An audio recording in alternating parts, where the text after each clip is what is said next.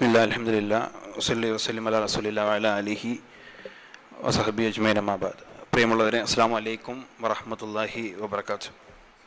വേദനയുടെ ദൈവശാസ്ത്രം എന്ന് പറയുമ്പോൾ ചരിത്ര പ്രധാനം എന്നതിനപ്പുറം ഇത് കുറച്ചുകൂടി സൈദ്ധാന്തിക പ്രധാനമായൊരു വിഷയമാണ് എന്നാണ് ഞാൻ മനസ്സിലാക്കുന്നത്. തുടക്കത്തിൽ ഫരീദുദ്ദീൻ അത്താറിൻ്റെ മുസീബത്ത് നാമ അല്ലെങ്കിൽ ദുരിതങ്ങളുടെ പുസ്തകം എന്ന് പറയുന്ന ഗ്രന്ഥത്തിൽ അദ്ദേഹം എഴുതിയ ഒരു സംഭവം നിങ്ങളുടെ മുമ്പിൽ വായിക്കാൻ ഞാൻ ആഗ്രഹിക്കുകയാണ്. അദ്ദേഹം പറയുന്നത്, ഒരിക്കൽ സുൽത്താൻ മഹ്മൂദ് ഗസ്നവി 500 ആനകളടക്കമുള്ള തൻ്റെ പട്ടാളക്കാരുമായി കടന്നു പോകുന്നത് കണ്ട ഒരു ഉന്മാദി ഉറക്കെ വിളിച്ചു പറഞ്ഞു, ദൈവമേ, ഒരു രാജാവ് എങ്ങനെ ആയിരിക്കണമെന്ന് നീ ഇയാളെ കണ്ട് പഠിക്ക്. എന്താണ് താൻ ഈ പറയുന്നത്? അത് കേട്ട് ഞെട്ടിധരിച്ച രാജാവ് അയാളോട് ചോദിച്ചു, പിന്നെ ഞാൻ എന്തു ചെയ്യണം? ഉന്മാദി തിരിച്ചു ചോദിച്ചു, താങ്കൾ ഈ ആനകളെയും പട്ടാളക്കാരെയും കൊണ്ട് ഒരു യാചകനോട് യുദ്ധം ചെയ്യുമോ? ഇല്ല തന്നെ. ഒരു രാജാവ് രാജാക്കന്മാരോടാണ് യുദ്ധം ചെയ്യേണ്ടത്, ഒരു യാചകനോടല്ല. എന്നാൽ എൻ്റെ ദൈവം താങ്കളെ രാജാവാകാൻ വിട്ട് രാത്രിയും പകലും ഈ യാചകനോട് യുദ്ധം ചെയ്തുകൊണ്ടേയിരിക്കുകയാണ് എന്ന് ഫരീദുദ്ദീൻ അത്താർ തൻ്റെ മുസീബത്ത് നാമയിൽ എഴുതുന്നുണ്ട്. ഇതൊരർത്ഥത്തിൽ ഇസ്ലാമിക പാരമ്പര്യത്തിൽ നമുക്ക് കണ്ടെത്താൻ കഴിയുന്ന വളരെ ഓൾഡായിട്ടുള്ള ഒരു ക്വസ്റ്റ്യനാണ്. വൈ ഈവിൾ എക്സിസ്റ്റ് എന്ന് പറയുന്ന ഒരു ചോദ്യം. എന്തുകൊണ്ടാണ് തിന്മ നിലനിൽക്കുന്നത്?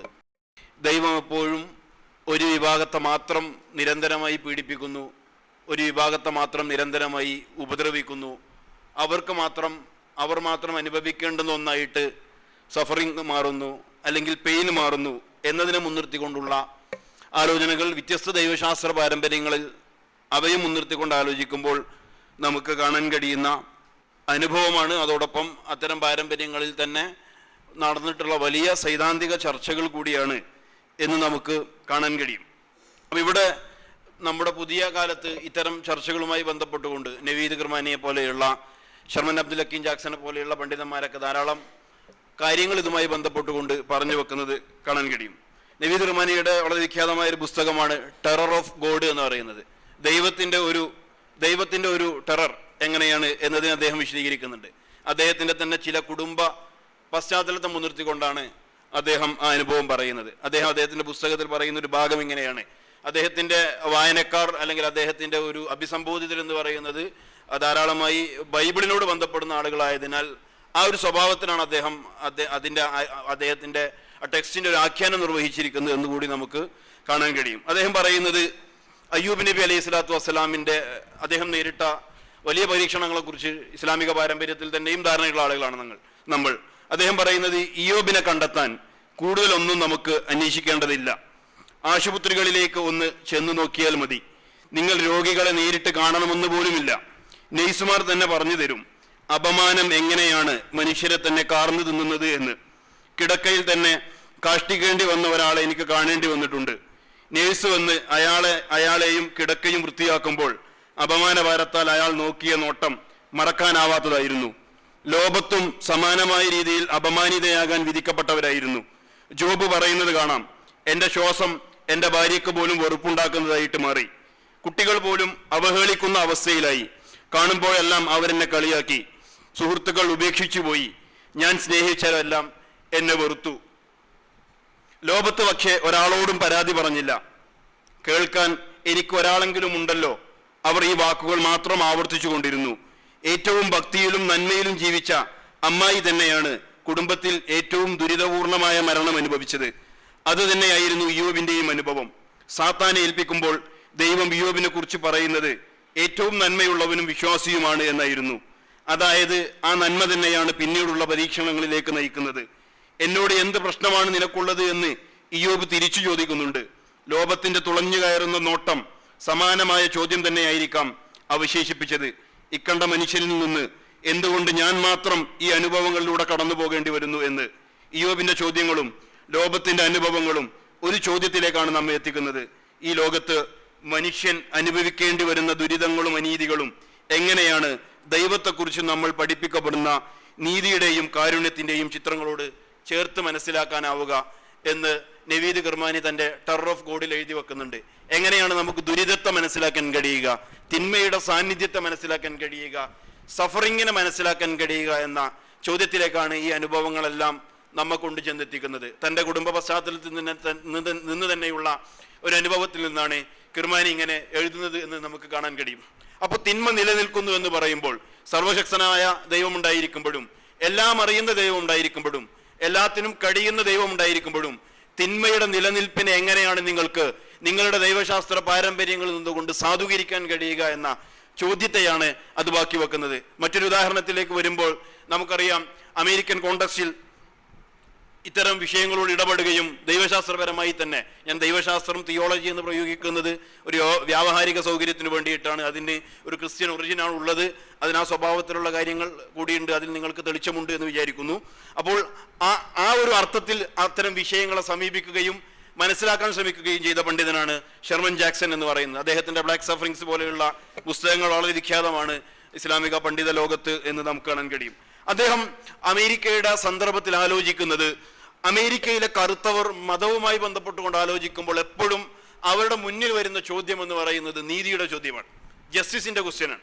എന്തുകൊണ്ട് ഞങ്ങൾക്ക് നീതി ലഭിക്കുന്നില്ല?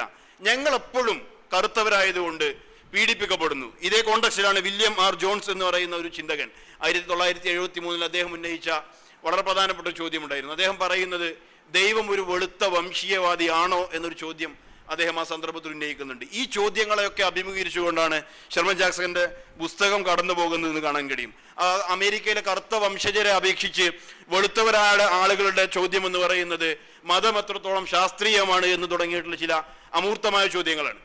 എന്നാൽ എന്തുകൊണ്ട് മതം ശാസ്ത്രീയമാണ്, മതം ഈ ആധുനികതയോട് ഒരുമിച്ച് മുന്നോട്ട് പോകാൻ കഴിയുന്ന ഒന്നാണോ എന്നിങ്ങനെയുള്ള ചോദ്യങ്ങളിൽ കറങ്ങിത്തിരിയുന്ന വെളുത്തവരുള്ളിടത്ത് നീതിയുടെ ചോദ്യങ്ങളെയാണ് കറുത്തവരെപ്പോഴും അഭിമുഖീകരിച്ചിരുന്നത്, അവർക്കെപ്പോഴും ചോദിക്കാനുണ്ടായിരുന്നത് എന്ന് കാണാൻ കഴിയും. അമേരിക്കയുടെ തന്നെ ഒരു റെസിസ്റ്റൻസിന്റെ പാരമ്പര്യത്തിൽ മാൽക്കം എക്സ് പോലെയുള്ള ആളുകളെയും മുഹമ്മദ് അലി ക്ലേയെ പോലുള്ള ആളുകളൊക്കെ നമുക്ക് കാണാൻ കഴിയും. പക്ഷെ അവരൊക്കെയും ഇതിനെ ഒരു റെസിസ്റ്റൻസ് എന്ന സ്വഭാവത്തിൽ വികസിപ്പിക്കാൻ ശ്രമിച്ചുവെങ്കിലും അഖീദയുടെയും ദൈവശാസ്ത്രത്തിന്റെയും പാരമ്പര്യത്തിനകത്ത് നിന്നുകൊണ്ടുള്ള ആ തിയോളജിയുമായി ബന്ധപ്പെട്ടുകൊണ്ടുള്ള ഡിബേറ്റുകളെ ആ സ്വഭാവത്തിൽ ഒരു ദൈവശാസ്ത്രത്തിനകത്ത് വികസിപ്പിക്കുന്നതിൽ ആയിരുന്നില്ല ഇവരുടെ ശ്രദ്ധ എന്ന് നമുക്ക് അതുമായി ബന്ധപ്പെട്ടുകൊണ്ട് ആലോചിക്കുമ്പോൾ കാണാൻ കഴിയുന്ന ഒരു കാര്യമാണ്. അപ്പൊ ഇതൊരു ചാരിറ്റബിൾ പ്രശ്നമല്ല, അതിനപ്പുറം അമേരിക്കയുടെ തന്നെയും ഒരു വംശീയമായ സാമൂഹിക ഘടനയുടെ പ്രശ്നമാണ് എന്ന അർത്ഥത്തിൽ ഇതിനെ തിരിച്ചറിയാൻ കഴിയേണ്ടതുണ്ട്.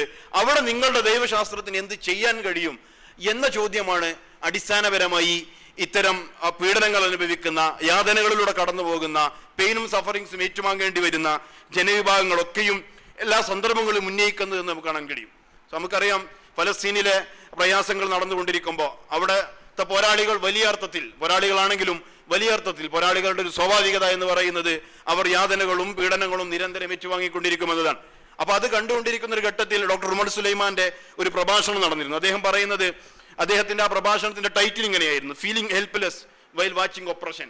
നമ്മൾ നിസ്സഹായരായിരിക്കുമ്പോൾ, നമ്മൾ ഒപ്രഷൻ കണ്ടുകൊണ്ടിരിക്കുകയാണ്, അടിച്ചമർത്തൽ കണ്ടുകൊണ്ടിരിക്കുകയാണ്, ഒന്നും ചെയ്യാൻ കഴിയാതെ കേവലം നിസ്സഹായരായിരിക്കേണ്ടി വരുമ്പോൾ നമുക്ക് ഒരു ഹെൽപ്ലെസ്, നമ്മൾ കേവലം ഒന്നും ചെയ്യാൻ കഴിയാത്തൊരവസ്ഥയിൽ ഒപ്രഷൻ കണ്ടുകൊണ്ടിരിക്കേണ്ടി വരുന്നു. ഇത്തരം ഒരു ഘട്ടത്തെ ഒരു വിശ്വാസിക്ക് എങ്ങനെയാണ് അഭിമുഖീകരിക്കാൻ കഴിയുക എന്നൊരു ചോദ്യം അദ്ദേഹം ഉന്നയിക്കുന്നുണ്ട്. ഇത് വളരെ പ്രധാനപ്പെട്ട ഒരു ചോദ്യമാണ്. നമ്മളുടെ സഫറിങ്സിന്റെയും പെയിനിന്റെയും തിയോളജിയെ കുറിച്ച് അന്വേഷണത്തിൽ വളരെ പ്രധാനപ്പെട്ട ഒരു ചോദ്യമായിട്ട് നമുക്കിതിനെ മനസ്സിലാക്കാൻ കഴിയും. വിശുദ്ധ ഖുർആൻ അതിലേക്ക് പല സ്വഭാവങ്ങൾ വെളിച്ചം വീശുന്നുണ്ട് എന്നുള്ളതാണ്. നമുക്ക് മുജാഹിദുകളുടെ മുദ്രാവാക്യമായിട്ട് അല്ലെങ്കിൽ പോരാളികളുടെ പ്രമാണവാക്യമായിട്ട് വിശുദ്ധ ഖുർആൻ പരിചയപ്പെടുന്ന ചില വാചകങ്ങളുണ്ടല്ലോ.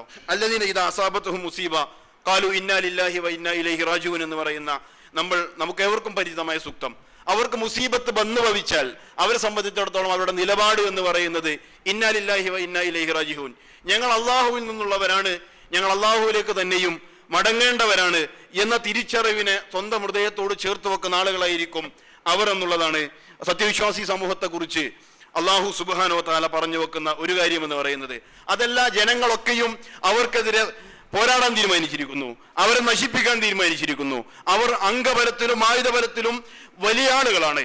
അങ്ങനെ വരുമ്പോൾ അവരോട് അങ്ങനെയുള്ള ജനവിഭാഗങ്ങൾ തങ്ങൾക്കെതിരിൽ വരുമ്പോൾ അല്ലദീന ഖാല ലഹും നാസ് ഇന്നന്നാസ ഖദ് ജമഉ ലക്കും ഫഖ്ശൗഹും ഫസാദഹും ഈമാന, വഖാലു ഹസ്ബുനല്ലാഹു വനിഅമൽ വക്കീൽ, ജനങ്ങൾ നിങ്ങൾക്കെതിരെ സംഘടിച്ചിരിക്കുന്നു, നിങ്ങൾ അവരെ ഭയപ്പെടണമെന്ന് പറയുമ്പോൾ ഫസാദഹും ഈമാന, അവരുടെ ഈമാൻ വർദ്ധിക്കുകയും അവരുടെ മുദ്രാവാക്യം ഹസ്ബുനല്ലാഹു വനിഅമൽ വക്കീൽ എന്നായി മാറുകയും ചെയ്യുമെന്ന് വിശുദ്ധ ഖുർആൻ നമ്മെ പഠിപ്പിക്കുന്നുണ്ട്. ഇത് വിശ്വാസി സമൂഹത്തെ സംബന്ധിച്ചിടത്തോളം അവരുടെ ജീവിതത്തിന്റെ ഒരു അടിസ്ഥാനപരമായ സമീപനം തന്നെയായിട്ട് മാറുന്നത് നമുക്ക് കാണാൻ കഴിയും. വിശുദ്ധ ഖുർആൻ തന്നെ സൂറത്തുൽ ഇൻസാനിൽ പറയുന്നുണ്ട്, ഇന്നാ ഹദൈന ഉസ്സബീല ഇമ്മാ ഷാക്കിറൻ വ ഇമ്മാ ഗഫൂറ, നിങ്ങൾക്ക് രണ്ട് മാർഗങ്ങളുണ്ട്.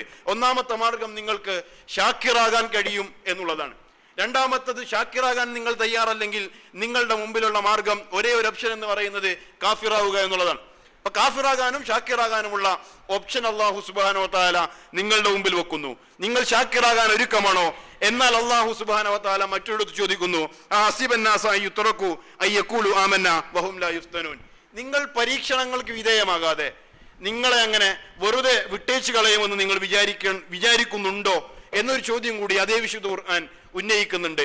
നിങ്ങൾ സ്വാഭാവികമായി നിങ്ങൾക്ക് നന്മയുള്ള ഒരു ജീവിതം അസാധ്യമാണ് എന്ന് വിശുദ്ധ ഖുർആൻ നമ്മുടെ കാലഘട്ടത്തിൽ തീർച്ചയായും ആ സ്റ്റേറ്റ്മെന്റ് വളരെ പ്രധാനമാണ് എന്ന് ഞാൻ കരുതുന്നു. ഒരിക്കലും നമുക്ക് വളരെ സ്വാഭാവികമായി വളരെ നാച്ചുറലായിട്ട് നന്മയുള്ള ഒരു ജീവിതം അസാധ്യമായ ഒരു കാലത്താണ് നമ്മൾ ജീവിച്ചു കൊണ്ടിരിക്കുന്നത് എന്ന് പറയുന്നത്. നിങ്ങൾക്ക് കേവലമായി സൗന്ദര്യമുള്ള ജീവിതത്തെക്കുറിച്ചും നൈതികമായ ജീവിതത്തെക്കുറിച്ചും ആലോചിക്കാൻ കഴിയില്ല. മറിച്ച് നിങ്ങൾക്ക് നിങ്ങളുടെ സാമൂഹികവും രാഷ്ട്രീയവുമായ മണ്ഡലങ്ങളിൽ ഇടപെടേണ്ടി വരിക എന്ന് പറയുന്നത് അനിവാര്യമായി തീരും. കാരണം നിങ്ങളെക്കുറിച്ച് വിശേഷിപ്പിക്കാൻ ആഗ്രഹിക്കുന്നത് മുസ്ലിം എന്നതാണ്. അതുകൊണ്ട് തന്നെ നിങ്ങൾ സലാം ആഗ്രഹിക്കുന്നവരാണ്. നിങ്ങൾ ആഗ്രഹിക്കുന്ന സലാം എന്ന് പറഞ്ഞാൽ ജസ്റ്റിസിനെ മറച്ചു പിടിച്ചുകൊണ്ടുള്ള സലാമല്ല, നീതിയുടെ ചോദ്യങ്ങളെ നിരന്തരം ഉന്നയിച്ചുകൊണ്ടുള്ള സലാമാണ്. ആ സലാം തീർച്ചയായും പെയിനിനെയും സഫറിങ്ങിനെയും ജീവിതത്തിന്റെ അനിവാര്യമായ ഘടകമായിട്ട് കാണുന്നുണ്ട്. നിങ്ങളുടെ അള്ളാഹുവിലേക്കുള്ള പ്രയാണത്തെ, നിങ്ങൾ അള്ളാഹു എന്ന അവബോധത്തിലേക്ക് പ്രവേശിക്കുന്നതോടുകൂടി നിങ്ങൾ യാതനകളെയും പീഡനങ്ങളെയും സഹിക്കാൻ നിർബന്ധിതമായി തീരുന്നു. നിങ്ങളുടെ ജീവിതത്തിന്റെ അനിവാര്യതയാണ് അത് എന്ന് വിശുദ്ധ ഖുർആൻ ചോദിക്കുന്നതിന്റെ പ്രതിയാണ് എന്ന് വിശുദ്ധ ഖുർആൻ ചോദിക്കുന്നത് എന്ന് നമുക്ക് കാണാൻ കഴിയും. അതിന് പല അർത്ഥങ്ങളുള്ള ആൻസറുകൾ ഉണ്ട്, പല സ്വഭാവത്തിൽ. എന്തിനാണ് തിന്മയെ നിലനിർത്തുന്നത് എന്ന ചോദ്യത്തിന് പല ആൻസറുകളുണ്ട്. എന്തുകൊണ്ട് യാതനകൾ ഉണ്ടാകുന്നു എന്നതിന് പല അർത്ഥത്തിൽ അത് പരീക്ഷണമാവാം, അത് അള്ളാഹുവിൽ നിന്നുള്ള പരീക്ഷണമാവാം എന്ന ആൻസർ ഉണ്ട്. അതൊരു പ്യൂരിഫിക്കേഷൻ പ്രോസസ്സാണ് എന്ന ആൻസർ ഉണ്ട്. ആരാണ് അള്ളാഹുവിന്റെ മണ്ഡലത്തിൽ മുന്നോട്ട് പോകാൻ ഇനിയും നിരന്തരം പ്രതിജ്ഞാബദ്ധരായിരിക്കുന്നത് എന്ന ചോദ്യം കൂടി അവിടെ പ്രധാനമായിട്ട് മാറുന്നുണ്ട്. അതുകൊണ്ട് അവരെ സംബന്ധിച്ചിടത്തോളം അതൊരു പ്യൂരിഫിക്കേഷൻ പ്രോസസ് കൂടിയാണ്. അള്ളാഹു സുബ്ഹാനഹു വ തആല ഇങ്ങനെയൊക്കെ യാതനകൾ ഉണ്ടായിട്ടും ഇങ്ങനെയൊക്കെ പീഡനങ്ങൾ ഉണ്ടായിട്ടും ആരാണ് നിരന്തരം ഇസ്തിഖാമത്തോടുകൂടി ഇതിൽ മുന്നോട്ട് പോകാൻ തയ്യാറാകുന്നത് എന്ന ചോദ്യത്തെ കൂടി അത് അഡ്രസ് ചെയ്യുന്നുണ്ട്. അതുകൂടി ഇതിനെ മുൻനിർത്തുന്നുണ്ട് എന്ന് നമുക്ക് കാണാൻ കഴിയും. മറ്റൊരു ആൻസർ ഇത് നമ്മുടെ പാപങ്ങളുടെ തന്നെയും ഫലമായിട്ട് മാറാം എന്നുള്ളതാണ്. മറ്റൊന്ന് അത് അള്ളാഹുവിൽ നിന്നുള്ള അദാബായിട്ട് ശിക്ഷയായിട്ട് മാറാം എന്നുള്ളതാണ്. എന്നാൽ അദാബ് നമ്മൾ നിർണയിക്കേണ്ടതല്ല, അത് നമ്മളാൽ നിർണയിക്കപ്പെടേണ്ടതല്ല. അങ്ങനെ അടിച്ചമർത്തപ്പെടുന്ന ആളുകളെ സംബന്ധിച്ചും വേദന അനുഭവിക്കുന്ന ആളുകളെ സംബന്ധിച്ചും അവരുടെ വേദനകളെക്കുറിച്ചും അവരുടെ യാതനകളെക്കുറിച്ചും അതെല്ലാം അള്ളാഹുവിന്റെ അദാബാണ് എന്ന് നിർണയിക്കുകയും അങ്ങനെ ചൂണ്ടിക്കാണിക്കുകയും ചെയ്യുക എന്നുള്ളത് പലപ്പോഴും അത്തരം ഏർപ്പാടുകൾ നിർവഹിക്കാറുള്ളത് അവരോട് നിർവഹിക്കേണ്ടുന്ന നൈതികവും രാഷ്ട്രീയവുമായ ഉത്തരവാദിത്തങ്ങളിൽ നിന്ന് ഒളിച്ചോടാൻ ശ്രമിക്കുന്ന കൊട്ടാരം പണ്ഡിതന്മാരാണ് എന്ന് നമുക്ക് പറയാൻ കഴിയുമെന്നതുകൂടി ഈ ഒരു സന്ദർഭത്തിൽ സൂചിപ്പിക്കേണ്ടതുണ്ട്. തീർച്ചയായും അത് അവർ ചില പ്രമാണങ്ങളെ സെലക്ട് ചെയ്യുകയും അതിനെ ആ സ്വഭാവത്തിൽ ഇൻസ്ട്രുമെന്റലായി വിന്യസിക്കുകയും ചെയ്യുന്ന ഒരേർപ്പാടാണ് എന്നുകൂടി നമുക്ക് പറയേണ്ടി വരുന്നുണ്ട്. കാരണം ഇസ്ലാമിക പ്രമാണങ്ങളെ അതിന്റെ സാകല്യത്തിൽ തിരിച്ചറിയാൻ ശ്രമിക്കാതെ തങ്ങൾക്ക് വേണ്ടതിനെ വേണ്ട വിധം വിന്യസിക്കുന്ന അങ്ങനെ മിക്സ് ചെയ്യുന്ന ഒരേർപ്പാടായിട്ട് പ്രമാണങ്ങളെ തിരിച്ചറിയുന്ന ചില സമീപനങ്ങൾ കൂടി നമ്മൾ ഇത്തരം വിഷയങ്ങളെ ചർച്ചക്കെടുക്കുമ്പോൾ നമ്മുടെ മുമ്പിൽ പ്രധാനമാണ് എന്നുകൂടി ഈ ഒരു അവസരത്തിൽ സൂചിപ്പിക്കാൻ ഞാൻ ആഗ്രഹിക്കുകയാണ്. മറ്റൊരു ചോദ്യം ഇതുമായി ബന്ധപ്പെട്ടുകൊണ്ട് നമുക്ക് തിന്മയില്ലായിരുന്നെങ്കിൽ വേദനയില്ലാത്തൊരു ലോകത്തെക്കുറിച്ച് ഭാവന സാധ്യമാണോ എന്നുള്ളതാണ്. വേദനയില്ലാത്തൊരു ലോകത്തെക്കുറിച്ച് ആലോചിക്കുമ്പോൾ അല്ലെങ്കിൽ യാതനകളൊന്നും ഇല്ലാത്തൊരു ലോകത്തെക്കുറിച്ച് ആലോചിക്കുമ്പോൾ അങ്ങനെയുള്ള ലോകത്ത് മനുഷ്യന് നിർവഹിക്കാനുള്ള ധർമ്മം എന്താണ്? മനുഷ്യന്റെ വിവേചനാധികാരത്തിന് അല്ലെങ്കിൽ മനുഷ്യന്റെ ഫ്രീ വില്ലിന് എങ്ങനെയാണ് നിലനിൽക്കാൻ കഴിയുക എന്നൊരു ചോദ്യം കൂടി നമ്മളെ സംബന്ധിച്ചിടത്തോളം പ്രധാനമായിട്ട് വരും എന്നത് ഇവിടെ സവിശേഷമായി പരാമർശിക്കേണ്ടുന്ന ഒരു കാര്യമാണ് എന്ന് കരുതുന്നു. നമ്മൾ ഒരു മെഷീനായിട്ടല്ല, മലക്കുകളെ പോലെയല്ല, റോബോട്ടുകളായിട്ടല്ല അള്ളാഹു നമ്മളെ സൃഷ്ടിച്ചിട്ടുള്ളത് എന്നുകൂടി നമ്മളെ സംബന്ധിച്ചിടത്തോളം അടിസ്ഥാനപരമായ ഒരു തിരിച്ചറിവാണ്.